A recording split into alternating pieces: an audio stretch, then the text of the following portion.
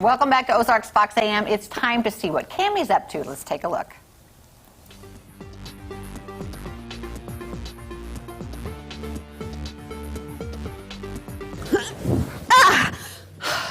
Seriously, this is tough.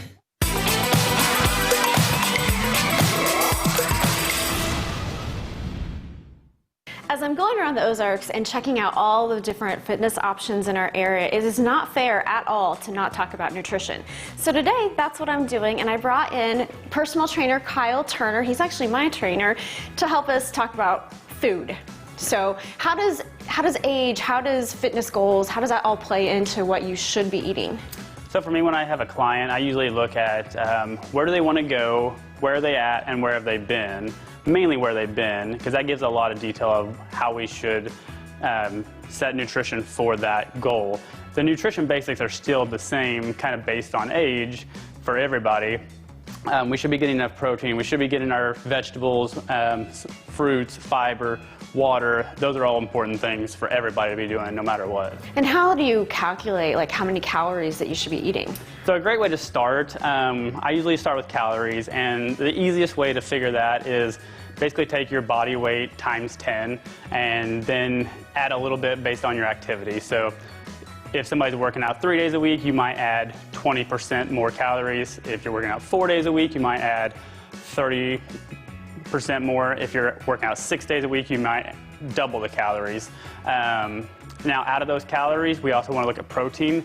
A good range for that is 0.7 to 1.2 grams per lean body pound.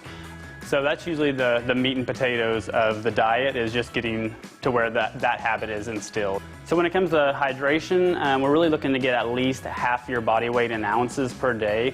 And water's super important. It's very underutilized. A lot of times hunger comes from being dehydrated. So your body is dehydrated and is searching for water. When you kind of get that cravings for salty, a lot of times that can be water. So whenever I came to you and started using you, I was living off of protein shakes and protein bars.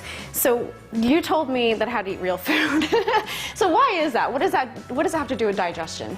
We're really looking for supporting the digestive system, giving the gut flora a good, healthy base, keeping everything moving through your digestive system. Also really searching for the vitamins and minerals. Your body knows the difference in protein powder and protein from meat sources or good plant-based sources. So a lot of times when people just have protein, they're missing out on all the things that come with it. So if I'm looking at an entire day, what kind of foods and when? And is it important that I pair certain foods together? Yeah, definitely. So when I have a client, I typically look at when are they working out, and I kind of build around that first. So we want to keep pretty lean protein sources and lean carbs around that workout. And then the rest of the day, we can kind of taper off into other things. Okay, so we're starting with some like lean chicken. What other meats do you consider lean? Tuna is a great source. Tilapia, turkey is a good source. There's some plant-based proteins like hemp seeds that are a really good source of protein, but that does come with some fat, so you have to kind of know that. When it comes to vegetables, one thing you want to be careful with is a lot of people, how they cook it. They may add a lot of oils and butters and stuff like that. So the closer to natural you can keep it, the better.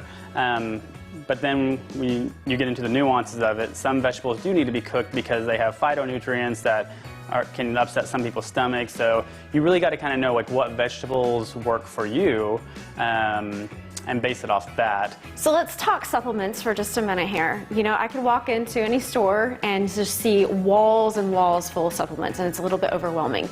Break it down. Are there some that I just need and then not worry about the rest, especially if I'm a newbie to looking at supplements? So for me, I kind of have a hierarchy of supplements. If you look at most of the data, most people are deficient in vitamin D, so that's usually one of my top ones. It's super cheap. Almost anybody can afford to take that daily. Secondly is fish oil. Most people aren't eating fish 4 times a week, and so they're not getting those healthy omega-3 fats, which helps balance out the omega-6 fats, which are the bad ones. And so we need those good fats to help balance it out. So the next thing I would recommend is the greens, because most people do have a hard time getting enough vegetables in the day. So a good greens powder is really easy. They're not super expensive, and you can throw that in a smoothie. You can just mix it in with your protein powder. There's so many options with that it's easy to get in. Well, Kyle, thank you so much for lining me out, lining my diet out, and giving me the nutrition that I need to have energy so I can work out. It's a big topic, so. I'm just going to grab a piece of my cookie really fast. I was Kelly. just over there having an extra cookie too. Because you know what? It gives me lots of energy. No, in all seriousness, that food looks delicious. I really like good, healthy food. I just am so busy. I don't want to take the time to prepare it so much. Not that I never do. I'm just saying I wish I had a good meal like that every day. Do you know what my mom used to do? She used to What? yell at me for eating her healthy food. She was trying to lose weight, be on a diet, and her healthy food would be in the fridge, and I thought, that looks good, and I'd eat it. And you'd eat her healthy And she'd food. go, quit eating my healthy food! I got to feed you guys this other crap. All right, we'll be Zooming with Capri Cafaro right after this. Speaking of health.